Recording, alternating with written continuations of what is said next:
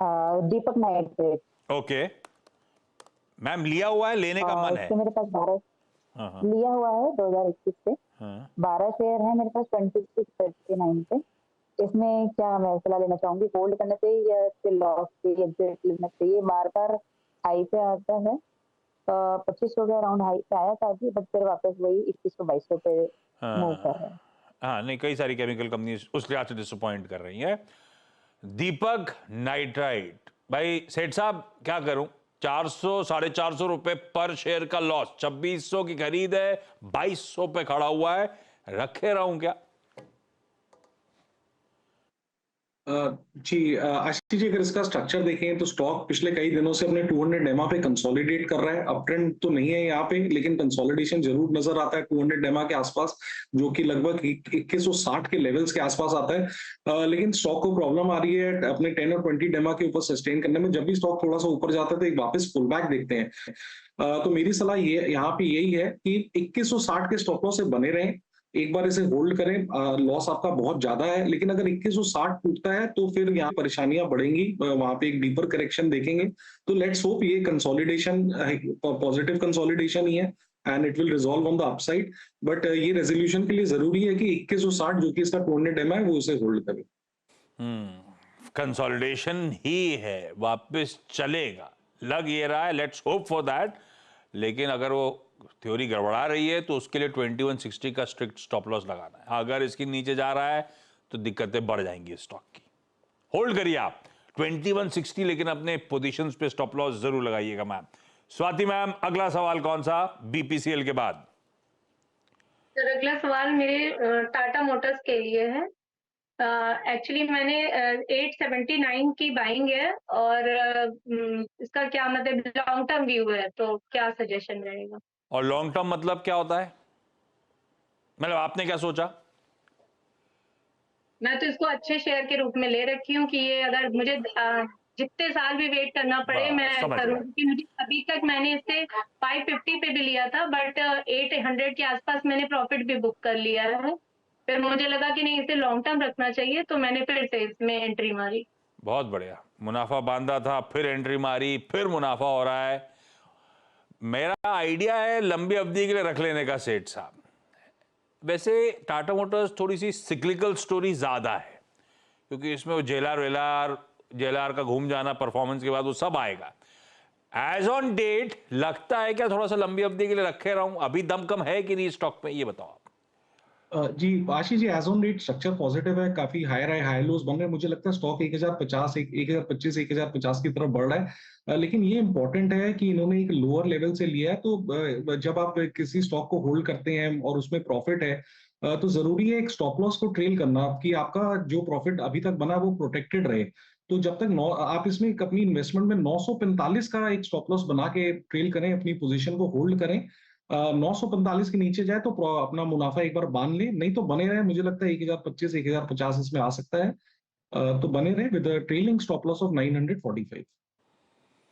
मैंने इस बात के लिए इसलिए स्ट्रेस डाला था as on date Swati ma'am, क्योंकि अभी तक तस्वीर बढ़िया है। आप इसको थोड़ा सा रिव्यू करते रहना, इसके क्वार्टरली नंबर्स भी देखते रहना, और बिल्कुल सही कह रहे हैं, स्टॉप लॉस मेंटेन करेंगे। कभी कभी एबरेशन बहुत तगड़े आते हैं इसके क्वार्टरली नंबर्स पे, इसीलिए। अदरवाइज कोई दिक्कत नहीं, इस समय होल्ड करिए, बढ़िया मुनाफा बन रहा है, 945 का स्टॉप है। याशी मैम, हमारा अगला सवाल।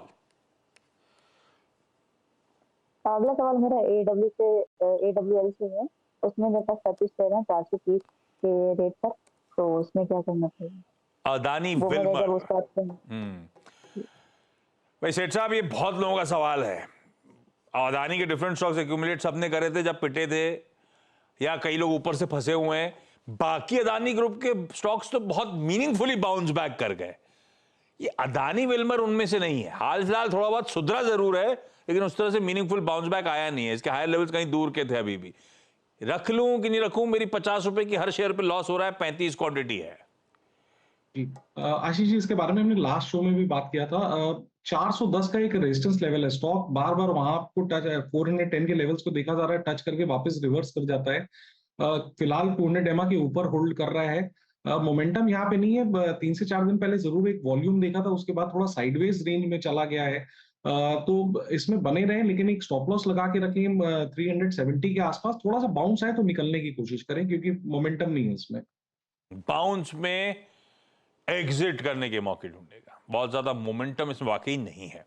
महिंद्रा एंड महिंद्रा फाइनेंशियल्स के फरवरी मंथ के एक एक करके सारी कंपनी के फेब मंथ के अपडेट्स, आज एंजल वन मॉइल वगैरह पे हम लोग रिएक्ट कर रहे थे, अदानी पोर्ट्स के अपडेट्स पे। ये आ गया आपके सामने एमएनएम फाइनेंशियल का अपडेट, स्टॉक दिन के हाईस की तरफ बढ़ता हुआ।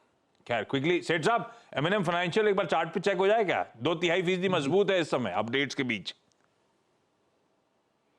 जी आशीष जी, एक सेकंड है। उस बीच नंबर पढ़ देता हूं मैं। फरवरी में कलेक्शन एफिशिएंसी बिना बदलाव के 97 करोड़ है कि 97% है? हाँ देखिएगा। हाँ, और डिसबर्समेंट में 13% का जंप साल दर साल। कलेक्शन एफिशिएंसी में ख्याल परसेंटेज में आनी चाहिए, कुछ होगा, अपडेट आएगा। सेठ साहब बताइए चार्ट्स। जी आशीष जी, ये स्टॉक भी एक लंबी कंसोलिडेशन में लग रहा है। इसका रेंज लगभग नीचे का हम देखें तो 280 और ऊपर में 300, ये एक दायरे के सीमित दायरे में पिछले 2 से 3 महीने में घूम रहा है। तो जब ये रेंज का रेजोल्यूशन होगा तभी तेजी देखेंगे। फिलहाल कह सकते हैं स्टॉक कंसोलिडेशन में 300 के ऊपर चले तो यहाँ पे फिर एक तेजी बनती है। ओके चलिए, इस नोट पर एक काम कर रहा हूँ। स्वाति मैम, याशी ma'am, thank you so much platform पे जुड़ के क्वेरीज रेज करने के लिए। सेठ साहब, ब्यूटीफुली क्वेरीज के लिए हमेशा की तरह सॉल्व करने के लिए आपका धन्यवाद।